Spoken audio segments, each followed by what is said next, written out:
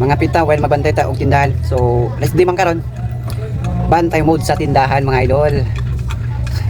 Tanaw na to og dagan matagalin mga idol. Bantay sa taga tindahan mga idol para mapuslan puta ba. Grabe. Di mo pud siguro ta mapuslan puro sa tatrabaho mga idol og atong asawa. Bantay mode sa tindahan mga idol. Pili lang tani mga idol kung sa tong kauno na ni mga idol. Bilis la. So atong niagi mga idol. Nagbantay ko tindahan. Grabing kinauna na ko mga idol. Grabing kinauna na ko mga idol. Murag nagmukbang tindahan ba? Asus aginan siya na to mga idol, wa na gyud. Ahurot nang pungilan siya mga idol. So nagsimba ng pud akong partner mga idol. Ay, unsa pay ulatan? Bantay tindahan. Wala ko may namalit mga idol. Ulatan nato lang ni mong palit mga idol kayo.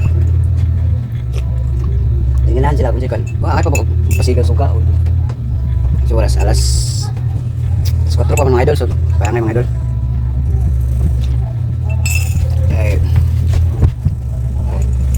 Abi akong mupalit na mga idol.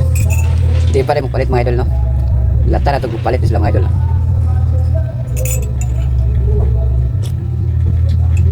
Akong kani akong partner mga idol. Kung magsimba na siya, ang kani po daw mga pagumangkon. Sigig sunod-sunod, murag mga ikog mga idol. Murag mga ikog ba? Kung asang ulo to ang ikog. Bitaw mga idol no. Amot lang po mga idol no kay kani akong partner maldita punta ni mga idol pero kasulod-sulod ako mga pagumangkon mga idol. Panglumay man siguro. Bitaw mga idol no. Yung maldita na siya mga idol pero na siya malumong kasing-kasing ng iyang dughan. Muna siguro naslaga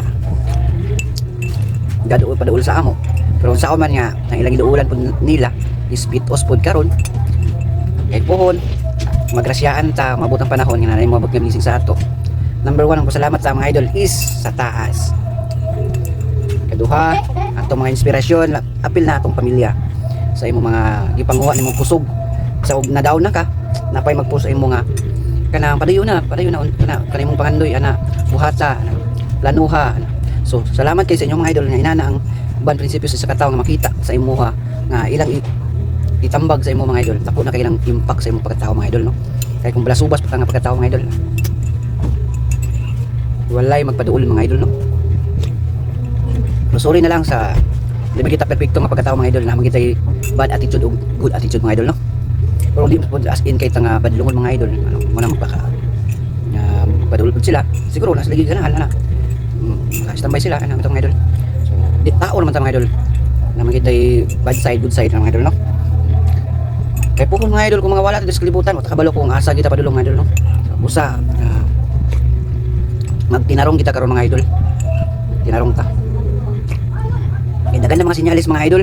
Dagan na mga gawas mga idol kung mutuo ba mo ana mga idol no. Dagan kay sa more on social media naman kita karon mga idol no. Kanang dagan kay mga gawas ba like for example ako mag-scroll ko. Dagan mga gawas og mga UFO. Nalinis ko. Ay sa mga idol So mga idol mga 5 ka minuto na mga idol. Wala pa ako napalitan. Wala pa ako napalitan mga idol. Sige lang tagsigop kape ni mga idol no. O matay malingaw-lingaw naman idol. Isuman naman kung sige ka o biscuit mga idol no. Kanila kita kong kopi mga idol kay kanami ko kape mga idol. So kinsa mag-sponsor og coffee dia.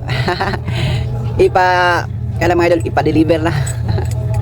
Bitaw mga idol. So magpasalamat siguro ko mga idol. Sa tanan mga nag-follow sa ako, nag-views, nag-comment, nag-likes. Salamat kayo sa inyo mga idol ha. Salamat sa inyong suporta nga niabot ta og road to 10k ni akong followers mga idol.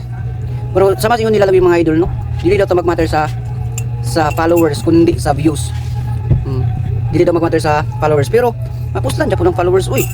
Kinsa may mulan daw sa imo kung wala kay followers. So mo itong more ba ito mo update sa imo ha. Makita sa imong Facebook account na.